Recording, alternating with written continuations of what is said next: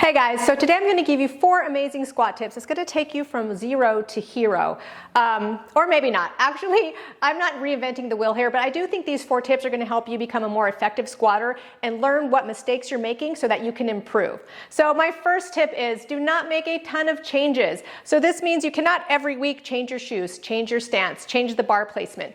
Stick with the same pair of shoes, the same stance, the same bar placement on your back, at least for 2 blocks. That means at least 8 weeks. Ideally, you'd like to run this change through an entire training block, meaning hypertrophy, strength, and peaking, because you can't actually tell if something's gonna work for you until you get that heavier weight on your back. So don't make a ton of changes. Second thing is, you wanna do every rep and every set with intent. So that means you're not just going through the motions. I know when it's in a hypertrophy block and we're doing a ton of reps, that it's easy to get lazy and just kind of go through the motions. But when you're trying to make improvements, you need to make sure that you are feeling every rep, where it's feeling good, where it's feeling bad, where you're feeling weak points, so that you can effectively make changes later on in your blocks. So make sure you're doing every rep, every set with great intent. Third thing is, make sure that you're taking notes, be it if you're using the app inside the app or a training log. When you're taking these notes, you want them to be very detailed, from what you're thinking in your mindset, to where you're feeling the squat feel good, where you're feeling bad, where you're feeling those weak points are. This way, when it's time to make a change, you're gonna be informed of where to make that change and where you wanna focus that change first. And when you do make that change, you're not changing 10 things at once, you're just focusing on one thing. So let's say, for instance, I do this training block and I bring my stance in. I'm gonna do every set and every rep with intent.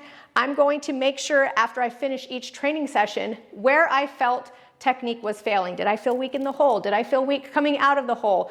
Did I just not mentally feel strong in this position?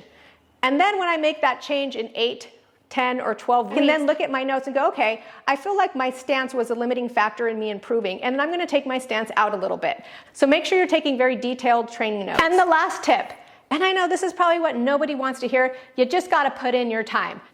As you know, to make sure any change is working, you need to stick with it for at least 8 to 12 weeks.